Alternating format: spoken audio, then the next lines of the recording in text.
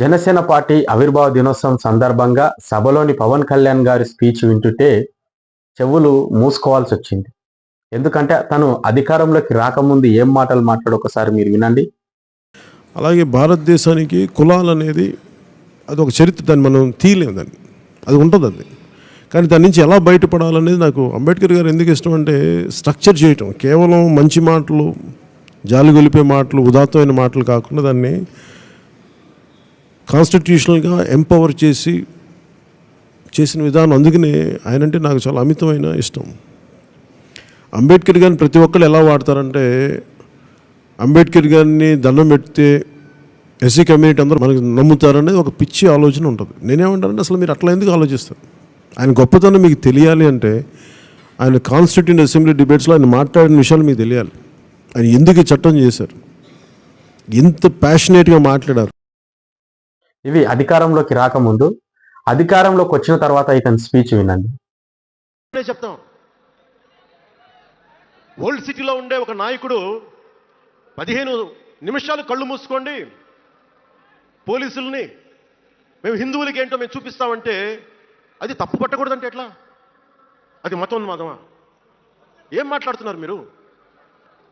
బతుకమ్మ బతుకమ్మ బతుకమ్మ అని చెప్పి బతుకమ్మ పాటని మీరు వెటకారం చేసి ఓల్డ్ సిటీ నాయకుడు మాట్లాడితే దాన్ని డిఫెండ్ చేసుకోవటం హిందూ అహంకారం అంటే నేను ఏం చెప్పను నేను?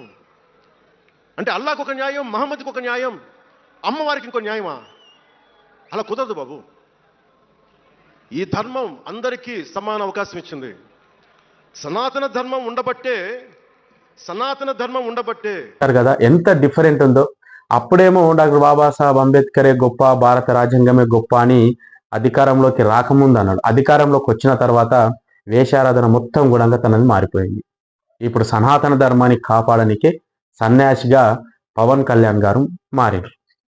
నేను కూడా పవన్ కళ్యాణ్ గారికి వీరాభిమానిని, కానీ చెప్పుకోవడానికి సిగ్గు అనిపిస్తుంది. ఇప్పుడు మనుషులందరూ ఒకటే, మనమంతా ఒకటే అని చెప్పిన పవన్ కళ్యాణ్ గారు మరి ఇంకొక మాట ఏమన్నాడంటే, జాని సినిమాలో ఒక పాట ఉంటుంది, నారాజు గాకురమ అన్నయ్య మన రోజు ఉందిలే మన్నయ్య అని. ఆ పాటలో ఒకసారి ఒక చిన్న రిలిక్స్ ఒకసారి వినండి మీరు.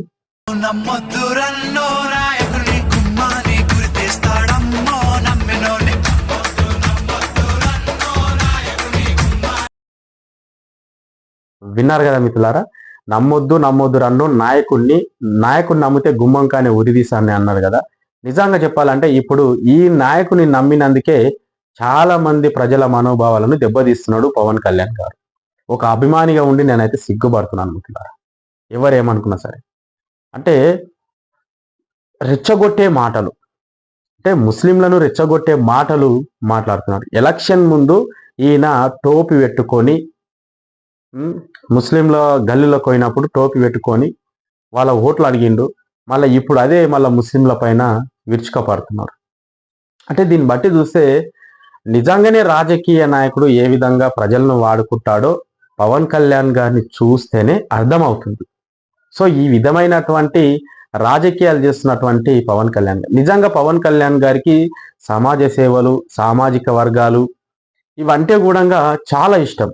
కానీ కూటమి ఏర్పడ్డ తర్వాత, తను డిప్యూటీ ముఖ్యమంత్రి అయిన తర్వాత, మరి ఈ బీజేపీ తోటి కూటమి అయినాక మరి ఆ సిద్ధాంతాలు బీజేపీ పార్టీ అతన్ని ఫోర్స్ చేసి సనాతన ధర్మం గురించి మాట్లాడాలని చెప్తున్నారా? ఇక్కడ అర్థం కాని స్థితిలో ఉంది. నిజంగా తెలంగాణ రాష్ట్రం అంటే ఆంధ్రప్రదేశ్ రాష్ట్రమే కాదు, యావత్ భారతదేశమే గర్వపడ్డది పవన్ కళ్యాణ్ గారు గెలిచినప్పుడు. అంటే 100 స్ట్రైక్ తోటి తన పార్టీ ముందుకు వచ్చిందంటే చాలా మంది సంతోషపడ్డారు. కానీ ఇప్పుడు చాలా మంది బాధ కూడా పడుతున్నారు, పవన్ కళ్యాణ్ గారు ఏంది ఇంత సడన్గా ప్లేట్ మార్చాడు అని.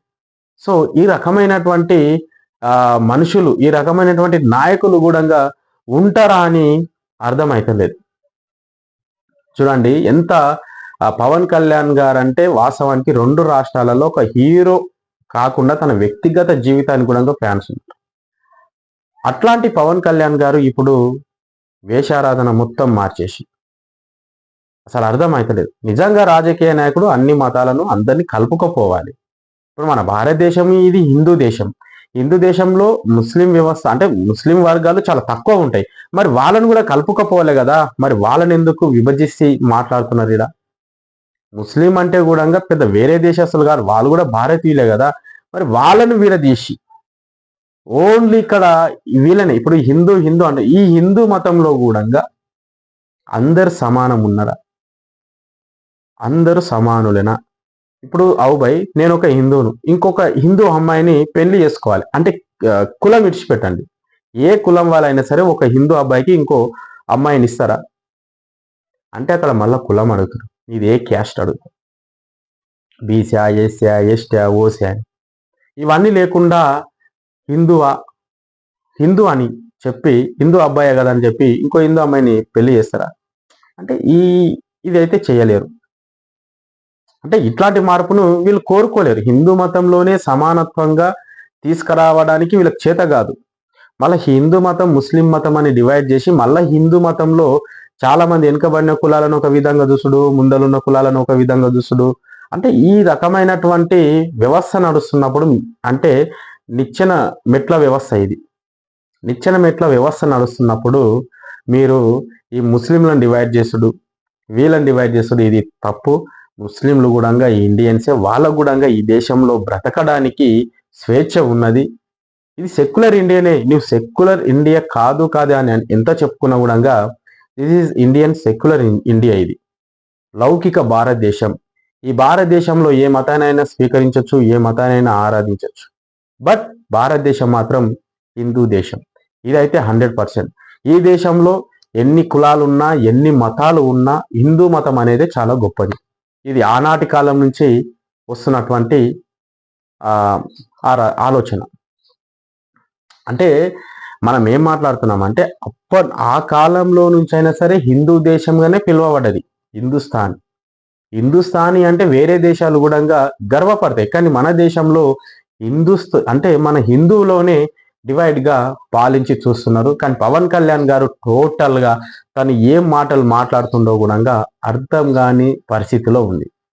నిజంగా టీడీపీ సపోర్ట్ లేకపోతే పవన్ కళ్యాణ్ గారు డిప్యూటీ సీఎం అయ్యేవారా? అంటే ఇట్లాంటి మాటలు మీరు మాట్లాడితే ప్రజలు కూడా చూస్తూ ఎవరు ఊకోరు కదా. నీకు రాజకీయంగా ఒకటి గుర్తుపెట్టుకోవాలి మిత్రులారా, రాజకీయంగా మనము సమాజం లోపలికి మార్కెట్లోకి వచ్చినప్పుడు, సమాజం పట్ల అడుగులు వేసేటప్పుడు మనుషులందరూ సమానమే అని చూడాలి. వాడట్లా వీడిట్లా అని ఎప్పుడైతే మనం చూస్తామో మన రాజకీయ జీవితం కూడా సంక నాకిపోతుంది. సో పవన్ కళ్యాణ్ గారు చేస్తున్నది ఏంది? అధికారంలోకి రాకముందు బాబాసాహెబ్ అంబేద్కర్, భారత రాజ్యాంగం, మాన్యశ్రీ కాంశీరాం, జ్యోతిరావు బాపులే, చెగువీర, మహానీయుల సిద్ధాంతాలను వాడుకొని అంబేద్కర్ను జస్ట్ ఓట్ల కోసం వాడుకొని, రాజకీయంగా వాడుకొని వదిలేస్తున్నారా అని అంటున్నాడు. మరి పవన్ కళ్యాణ్ గారు కూడా ఇక్కడ అంబేద్కర్ను రాజకీయంగా వాడుకొని అధికారంలోకి వచ్చిన తర్వాత రంగు మార్చిండా? ఖచ్చితంగా మార్చిండు. సో మన పవన్ కళ్యాణ్ గారి మాటలు చూస్తే ఈ విధంగా ఉన్నాయి మిత్రులారా. సో ఇది మాత్రం పబ్లిక్ అయితే యాక్సెప్ట్ చెయ్యరు. ఎందుకంటే భారతదేశంలో అందరు సమానమే. ముస్లింలైనా, హిందువులైనా, క్రిస్టియన్స్ అయినా, ఎవరైనా కూడా, బౌద్ధులైనా, ఎవరైనా అందరు సమానమే. ఈ భారతదేశం, భారత రాజ్యాంగం ఇచ్చినటువంటి ఒక స్వేచ్ఛ. ఆ స్వేచ్ఛను ఎవరు కూడా దెబ్బతీయడానికి మాట్లాడితే వాళ్ళకు ఎక్కువ రోజులు పబ్లిక్ అంటే ప్రజానాయకుడిగా అవకాశాలు ప్రజలు అయితే ఇయ్యరు. రాబోయే రోజుల్లో మీకు కూడా ప్రజలు అవకాశాలు ఇయ్యరనే కూడా మేము అనుకుంటున్నాం.